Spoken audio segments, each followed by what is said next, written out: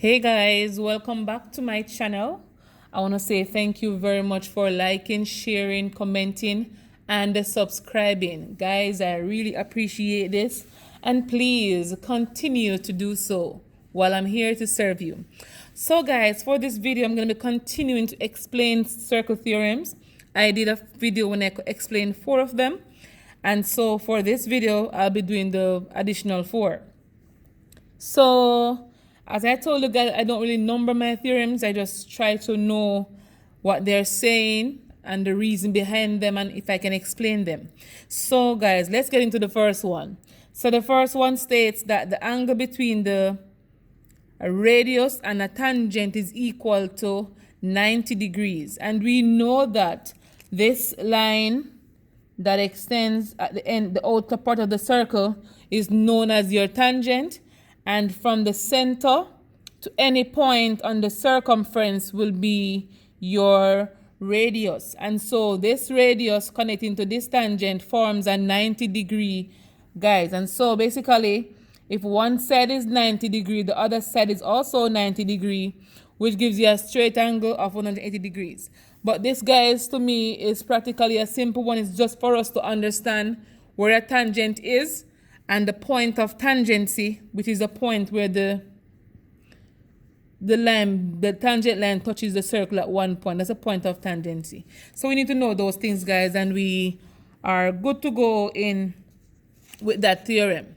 Let's move on to the other one, guys. And so this one, it can be said in 2 ways. I went ahead and I got the 2 clarification, or should I say the 2 reasons for the theorem. Our reason behind the theorem. So for this theorem, guys, all about alternate segment theorem, and it says the angle between the chord and the tangent is equal to the opposite angle inside a triangle. You can also phrase it as the angle between the tangent and a chord is equal to the angle at the circumference in the alternate segment. I missed the T here. Alternate segment. And so, guys, let's get into it. So we know that the tangent is the line that touches the circle, or drawn outside the circle that touches the circle at one point, which is the point of tangency. And the chord extends from one end of the circle to another. And so the chord doesn't go outside the circle.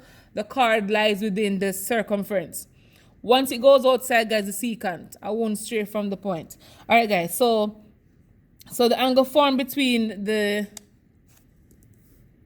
tangent and the chord is equal to the angle in the circle at the opposite side of the angle that was formed at the circumference. And so this angle here, 60 degrees, let me write it bigger, 60 degrees is equal to this angle up here, which is 60 degrees, which is in the opposite segment. Because segment, guys, are formed between chords, and so this region here is known as the minor segment, and the one above it will be the major segment. So once it is formed between the chord and the tangent, guys, it is equal to the angle at the circumference, which is this region here, circumference in the alternate segment.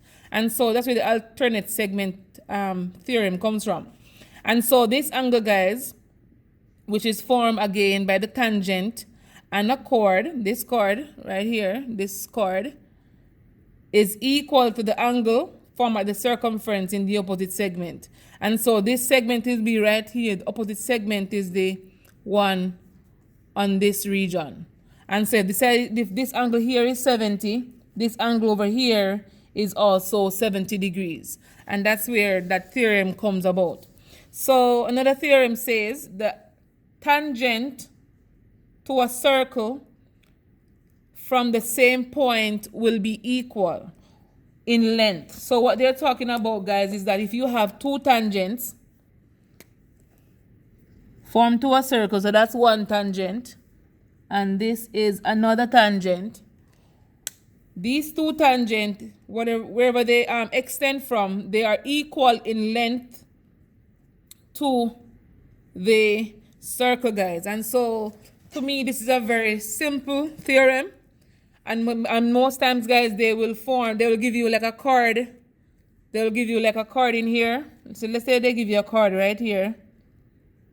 And they like ask you to find the angle. So they give you the chord and they may give you an angle right here. Alright guys, so they give you the chord and this chord DE and an angle right here, guys. We know that this is the isosceles triangle, and so base angles are equal.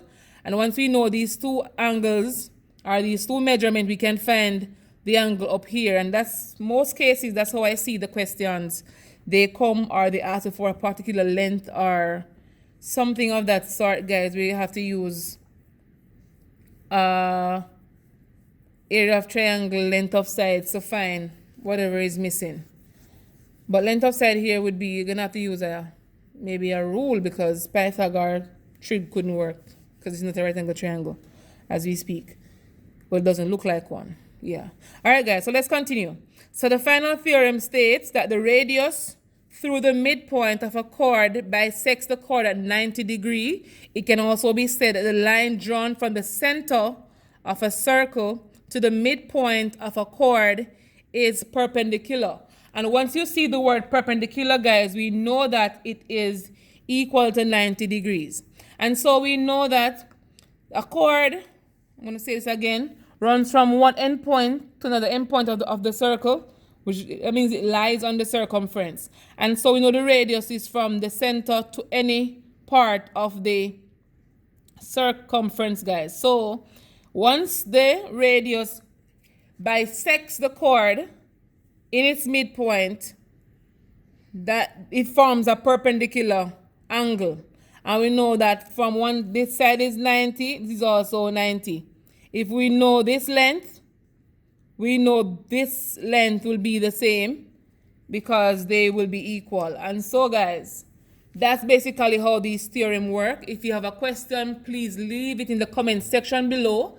If not, just give me a thumbs up, share my video with your friend, and I'm happy to serve you guys. I can't get tired of saying this, to be honest. But yes, guys, subscribe to my channel, share this video, and we'll talk on the next one. Bye.